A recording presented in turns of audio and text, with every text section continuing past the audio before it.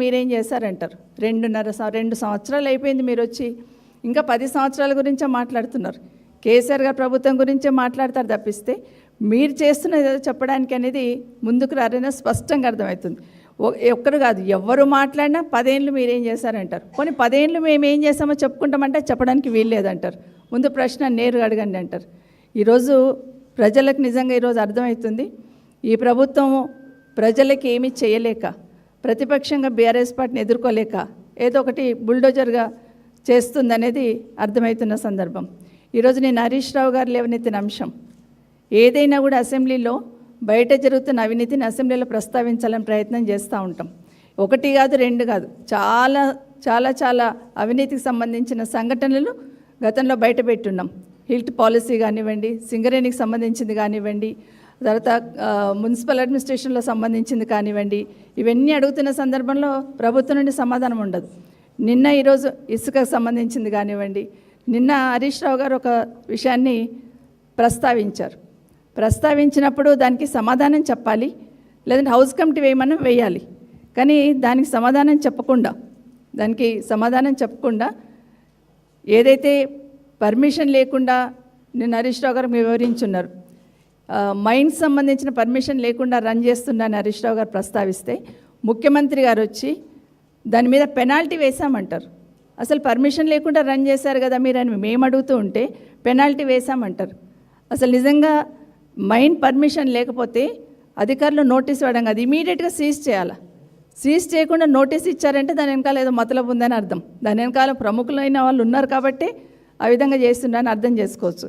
అది నిజంగా ఇల్లీగల్గా నడుస్తుంది మైన్ అని ప్రతిపక్షం నుండి హరీష్ రావు గారు మాట్లాడుతుంటే మేము దాని మీద పెనాల్టీ వేసాం, ఇంకా 4 లక్షలు వసూలు చేయాలని మాట్లాడుతున్నారు. ఇది ప్రజలు గమనిస్తూ ఉన్నారు. చేసిన తప్పును కప్పిపుచ్చుకోవడానికి వాళ్ళ దగ్గర సమాధానం లేదు కాబట్టి ఏదో ఒక రకంగా మొదటి నుండి 2 సంవత్సరాల నుండి జరుగుతున్న తంతే ఎట్లా డైవర్షన్ చేయాలనే దానికి ఈరోజు అసెంబ్లీ సాక్షిగా ఈరోజు ప్రజలందరూ చూస్తున్నారు. ఒకటేమో ప్రతిపక్షంగా మేమేమో దాని మీద హౌస్ కమిటీ వేయండి అంటున్నాం, మేము సిఐడి ఎంక్వైరీ వేసాం కదా, సిబిసిఐడి అంటున్నారు. సిబిసిఐడి ఎంక్వైరీ వేయడానికి ముందుకు వచ్చిన మీకు హౌస్ కమిటీ వేయడానికి ఇబ్బంది ఏంటి? తప్పు చేయనప్పుడు భయం ఎందుకు? అదే బీఆర్ఎస్ పార్టీ నుండి అడుగుతూ ఉన్నాం. తప్పు చేయనందుకు భయం ఎందుకు?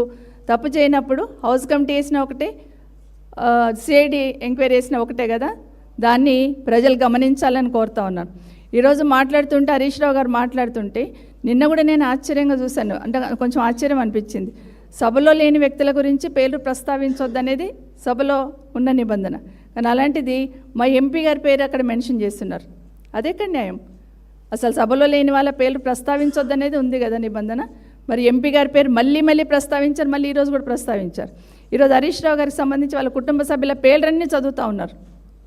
ఇది ఎక్కడవుతుంది? నిన్ననేమో మంత్రి గారికి సంబంధించిన కుటుంబ సభ్యులు కారు, వాళ్ళు చాలా దూరం చుట్టాలండ్రి. మరి ఈరోజేమో హరీష్ రావు గారికి సంబంధించిన వాళ్ళ ఫ్యామిలీ మెంబర్స్ అందరి పేర్లు అసెంబ్లీలో చదవచ్చా ముఖ్యమంత్రి గారు? మరి నిన్నొక రకంగా ఉంటుంది, మంత్రి గారు చుట్టాలైతే చుట్టాలు గారు, మరి హరీష్ రావు గారు చుట్టాలైతే చుట్టాలు ఎట్లయితారు? ఒక్కసారి ఆలోచించమని కోరుతా ఉన్నాను. ప్రజలందరూ కూడా గమనించాలి, ఏ విధంగా ద్వంద్వ నీతితోని ఈ ప్రభుత్వం నడిపిస్తుంది హౌస్ని అనేది కూడా గమనించాలని కోరుతా ఉన్నాను. ఈరోజు వాళ్ళందరి పేర్లు చెప్పారు, వాళ్ళ పేరు మీద హరీష్ రావు గారికి సంబంధించిన ఫ్యామిలీ మెంబర్స్ మీద హౌస్ కమిటీ వేస్తాను అంటున్నారు. వెనుకని ఇమీడియట్గా మా శ్రీధర్ బాబు గారు లేచి, గౌరవ మంత్రి గారు, హౌస్ కమిటీలతో ఏం కాదు, లాస్ట్ టైం 3 హౌస్ కమిటీలు వేసినాం, ఈ హౌస్ కమిటీలతో ఏమవుతుందని మాట్లాడున్నారు. అంటే ముఖ్యమంత్రి గారికి మంత్రి గారికి వితిన్ హాఫ్ అన్ అవర్లో ఏ విధంగా మాట్లాడారు అనేది ప్రజలు గమనించాలని కోరుతా ఉన్నాను. ఇదే కాకుండా నిన్న మొన్న కూడా మీరు చూస్తున్నారు, ఏదైనా మేము ప్రతిపక్షంగా ప్రజల సమస్యల్ని ఎత్తి చూపిస్తాం, కానీ అక్కడ ఉన్న మంత్రికి సంబంధించిన క్యాస్ట్ ఏందనేది చూడం. సునీత గారు మాట్లాడినప్పుడు కానీ, నేను మాట్లాడినప్పుడు కానీ, సునీత పంచాయతీరాజ్ మీద మాట్లాడినప్పుడు, ఆర్టీ మీద మాట్లాడినప్పుడు మినిస్టర్ గారికి మేము ప్రశ్నలు మాత్రమే స్పందిస్తాము, ఇలా ఉంది వ్యవస్థలో అని చెప్పి లోపాలను ఎత్తి చూపించే ప్రయత్నం చేస్తాం. కానీ దాన్ని ఇమీడియట్గా కులం వారిగా మాట్లాడే ప్రయత్నం చేస్తూ ఉన్నారు, కులాన్ని తీసుకొచ్చి మాట్లాడే ప్రయత్నం చేస్తున్నారు. సరే, నిన్న మంత్రి గారు అంటే అన్నారు కదా అనుకున్నా, ఈరోజు ముఖ్యమంత్రి గారు కూడా అదే మాట మాట్లాడే ప్రయత్నం చేస్తున్నారు. మా సీతక్క గారిని అవమానించారంటారు. ఏం అవమానించాం? నీళ్లు రాలేవన్నాం బాబు. ఊరికి పోతే ట్యాంకర్కి పైప్ పెట్టుకొని నల్లా ద్వారా నీళ్లు పట్టుకుంటున్నాడు. మరి నల్ల ద్వారా నీళ్ళు వస్తే అక్కడ నల్ల ఉంటుంది కదా, నల్లకు పెట్టాలి, పైప్ పెట్టలేదు. గది ఆ మాత్రమే చెప్పాం. ఊళ్ళల్లో నీళ్ళు వస్తలేవు, ఊర్లలో పవర్ కట్ అవుతుంది, అడగొద్దా? రైతు బంధు పడతలేదు, అడగొద్దా?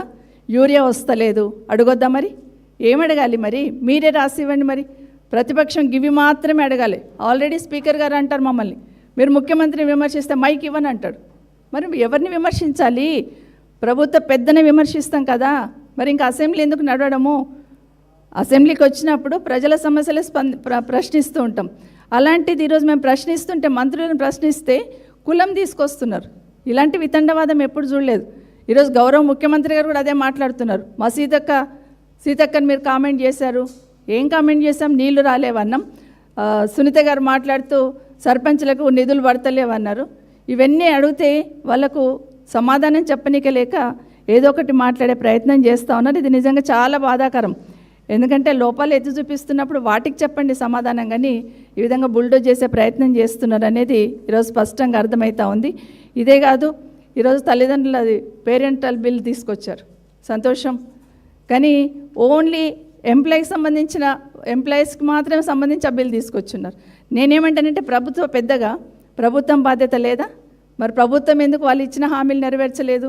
ఈరోజు ప్రభుత్వం ఎందుకు 4,000 పెన్షన్ వేయలేదు? వాళ్ళకు ఒకరికి కాదు ఇద్దరికి ఇస్తామన్నారు, అవ్వాతాతకి ఇద్దరికి ఇస్తామన్నారు. మరి ఇవ్వాలి కదా, మీ బాధ్యత ఎందుకు విస్మరించారు?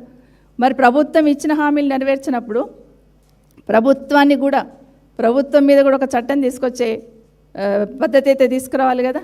మీరు ఇచ్చిన హామీలు నెరవేర్చలేదని మీకు కూడా ఒక చట్టం తీసుకొస్తే బాగుంటుందని అనుకుంటే, ఇవే కాదు చాలా చాలా సమస్యలు ఏది అడిగినా ఇది చేసే ప్రయత్నం చేస్తారు. నేను ఒకటి అడుగుతూ ఉన్నాను. ఈరోజు కోకాపేట్లో రాఘవ కన్స్ట్రక్షన్స్ అనేది మైనింగ్ జరుగుతున్నప్పుడు మైనింగ్ వాళ్ళు పోయి మేమే వెలికి తీసామని ముఖ్యమంత్రి గారు చాలా గొప్పగా చెప్తున్నారు. మేమే నోటీసులు ఇప్పించాం, మేమే డబ్బులు కలెక్ట్ చేసాం. అసలు అక్కడ మైనింగ్ పర్మిషన్ ఇవ్వడానికి అవకాశం ఉందా? మీరు మైనింగ్ పర్మిషన్ ఇచ్చారా? అది ఇల్లీగల్ మైనింగ్ అనుకుంటున్నారా, లేకపోతే మీరు మైనింగ్ పర్మిషన్ ఇచ్చారా? ఏ విధంగా మీరు పెనాల్టీ వేశారు?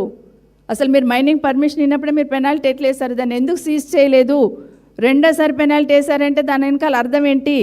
ప్రభుత్వంలో ఉన్న పెద్దలు ఉన్నారు కాబట్టే మీకు వెసులుబాటు కల్పించడానికి ఆ విధంగా మీకు నోటీసులు ఇచ్చున్నారు తప్పిస్తే, ఎక్కడైనా ఇల్లీగల్ మైనింగ్ జరిగితే అధికారులు ఏం చేయాలా? ఇమీడియట్గా సీజ్ చేయాలా? సీజ్ చేయకుండా నోటీస్ ఇచ్చొచ్చున్నారు, రెండోసారి కూడా చేయడానికి అవకాశం ఇచ్చారంటేనే దీని వెనకాల ప్రభుత్వ పెద్దలు ఉన్నట్టు స్పష్టంగా అర్థమవుతుంది.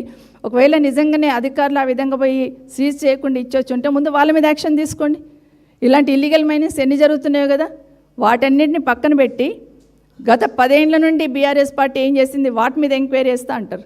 ఇదెక్కడి న్యాయము? ఇదెక్కడి వితండవాదము? ఆడలేక మధ్యలో వాడు అంటారు చూడండి. మీరు ప్రభుత్వం మీకు అవకాశం ఇస్తే మీరు సరిగ్గా నడపనీకి చేతగాక మీరు 10 ఏళ్లలో ఏం చేశారో మిమ్మల్ని తీసుకొచ్చి మేము ఎంక్వైరీ చేస్తామంటే బ్లాక్మెయిల్ చేయడం, భయపెట్టించడం, ఎవరు ప్రశ్నలు అడగకుండా ఉండాలని, ఎవరు మాట్లాడకుండా ఉండాలని వ్యక్తిగతంగా టార్గెట్ చేయడం. నిన్న వెళ్ళారు మీరు మూసిని నేనే 600 నేను మూసిని చేసి చూపిస్తా అంటున్నారు. చెయ్యమంటున్న మూసిని, కానీ మూసిలు అనవసరంగా ఇండ్లను ముంచొద్దంటున్నాము. మూసికి 5 కిలోమీటర్ల దూరం ఉన్న భూములు లాక్కోవద్దంటున్నాము. అట్లా అడిగామంటే సబితమ్మ టార్గెట్, ఇంకేదన్నా అడిగారంటే పల్లరాజరెడ్డి టార్గెట్, వాళ్ళ కాలేజీలు టార్గెట్. ఇవి అంటే వ్యక్తిగతంగా టార్గెట్ చేస్తే ప్రజల సమస్యలను ప్రశ్నించమని అపోహలో ఉన్నట్టున్నారు ముఖ్యమంత్రి గారు. మీరు ఎంత టార్గెట్ చేసినా ప్రజల కోసం, ప్రజల పక్షాన ఉండి నిరంతరం పోరాటం చేస్తాం. ప్రజలకు ఇబ్బంది అయితే ఎట్టి పరిస్థితుల్లో వెనక్కి పోము. మీరు అనుకుంటున్న ఎన్ని ఎంక్వైరీలు వేసినా ఏ విధంగా భయపెట్టించినా కూడా దాని గురించి వెనక్కి పోమని గుర్తు చేస్తూ ఉన్నాను. ఇంకోటి ఆశ్చర్యం ఏమేసిందంటే, ఈరోజు కౌశిక్ గారి అంశం కానివ్వండి, మొన్న నేను మాట్లాడినప్పుడు అంశం కానివ్వండి, మామూలుగా మాటలు తీసుకొని మంత్రులు మమ్మల్ని కామెంట్ చేస్తున్నారు. ఈరోజు కౌశిక్ రెడ్డి గారు ఏమన్నారు అనేది అక్కడ ఏమీ అనకపోయినా కూడా టార్గెట్ చేసి ఈరోజు పార్టీ ఏది అన్నారు, దానికి టార్గెట్ చేసి ఈరోజు గంట పైన మాట్లాడించిన సంతోషమే. కానీ దళిత స్పీకర్ ఉన్నారు కాబట్టే, దళిత మంత్రులు ఉన్నారు కాబట్టే విచారణ చేయొద్దంటే ఇదెక్కడ సిస్టము? దళిత స్పీకర్ని మేము ఎప్పుడు దళిత స్పీకర్ అనుకోలేదు. స్పీకర్ ఉన్నత స్థానంలో ఉన్నాడు, అక్కడ గౌరవిస్తాం తప్పిస్తే ఆ స్థానమే మాకు కనిపిస్తుంది తప్పిస్తే దాని వెనకాల కులం కనిపించదు. ముఖ్యమంత్రి గారు ఈరోజు చాలా ఇదిగా మాట్లాడున్నారు. మంత్రి గారు వివేక్ గారు దళిత మంత్రి అయితే మంత్రి వారికి ఉన్న అధికారంతో చేయమని చెప్తాను తప్పిస్తే దాన్ని కూడా తగ్గించే ప్రయత్నం చేస్తారు. వివేక్ గారిని అడిగారు కాబట్టి వివేక్ గారి మీద నమ్మకం లేదు, వివేక్ దళిత మంత్రి కాబట్టి అవమానం చేస్తున్నారు.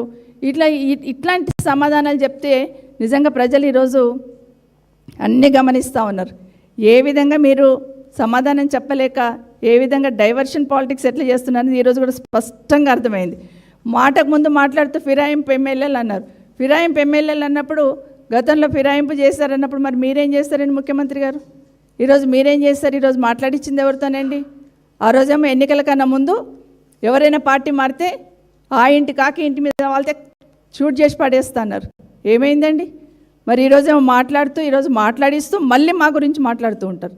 ఇవన్నీ కూడా గమనిస్తున్నారండి ముఖ్యమంత్రి గారు. ఏదైనా కూడా నిజంగానే ఈరోజు మీకు నిజంగా తప్పు చేయలేదని మీరు అనుకుంటే హౌస్ కమిటీ వేయండి. హౌస్ కమిటీ వేయకుండా హరీష్ రావు గారిని కార్నర్ చేయాలని, లేకపోతే కేటీఆర్ గారిని కార్నర్ చేయాలని వ్యక్తిగతంగా ఇది చేస్తే ఈరోజే ఏదో హరీష్ రావు గారు బాలానగర్లోనే ఎక్కడో ల్యాండ్ కొన్నట్టు, ఇంకా అది ఎప్పుడో అది వాళ్ళకు దృష్టిలోకే రానట్టు, 2 సంవత్సరాల 3 నెలల తర్వాత వాళ్ళ దృష్టిలోకి వచ్చినట్టు, ఇవన్నీ కూడా ఏంటంటే ఎవ్వరు మాట్లాడొద్దు. ఖచ్చితంగా ప్రజల పక్షాన మాట్లాడతాం. మీరు ఎన్నో ఎంక్వైరీలు వేశారు. కాళేశ్వరం మీద ఎంక్వైరీ వేశారు, కేటీఆర్ మీద ఎంక్వైరీ చేశారు, అదే కాకుండా ఔటర్ రింగ్ రోడ్ పైన వేశారు. ఇట్లా తీసుకుంటే ఒక 10-15 వేశారు. 2 సంవత్సరాల నుండి మీరు చేసింది ఏంటంటే ఎంక్వైరీలు వేస్తాం, భయపెట్టిస్తాం అనే ఆలోచన తప్పిస్తే ప్రజలకు ఏమైనా చేయాలనే ఆలోచన ప్రభుత్వం చేయట్లేదు. ఒకటి మాత్రం ఆలోచిస్తూ ఉన్నారు, ఎక్కడ భూములు ఉన్నాయి, ఎక్కడ భూములు తీసుకోవాలి. రంగారెడ్డి జిల్లాలో ముఖ్యమంత్రి గారు మీ గుండె మీద చేసుకొని చెప్పండి, రంగారెడ్డి జిల్లాలో ఎన్ని వేల ఎకరాలు మీరు తీసుకున్నారు? ఇప్పుడు రంగారెడ్డి జిల్లా అంటున్నా, అందుకని రంగారెడ్డి జిల్లాలో ఎన్ని వేల ఎకరాలు మీరు ఇప్పటికీ అక్వైర్ చేస్తూ ఉన్నారు? గుట్టు చప్పుడు కాకుండా హెచ్ఎండి అంటారు, ఇంకోటి అంటారు, ఏదో ఒక రకంగా రైతులను భయపెట్టిస్తున్నారు. మీకు రైట్ లేదంటున్నారు, లాగేసుకుంటున్నారు. ఎందుకు లాగేసుకుంటున్నారని కనీసం సమాధానమైనా చెప్తున్నారా మీరు? పెద్ద చాంతాడంత లిస్ట్ ఉంది మాకు, ఎందుకు తీసుకుంటున్నారు? ఇవి అడగొద్దు, ఇవి అడిగితే మాత్రం వ్యక్తిగతంగా టార్గెట్ చేస్తారు. అసెంబ్లీలో మాట్లాడితే మైక్ కట్ చేస్తారు, మాట్లాడడానికి అవకాశం ఇవ్వరు. ఇదంతా జరుగుతుంది. నిజంగానే మీరు పద్ధతిగా పాలన చేస్తే ప్రతిపక్షం అడగడానికి మైక్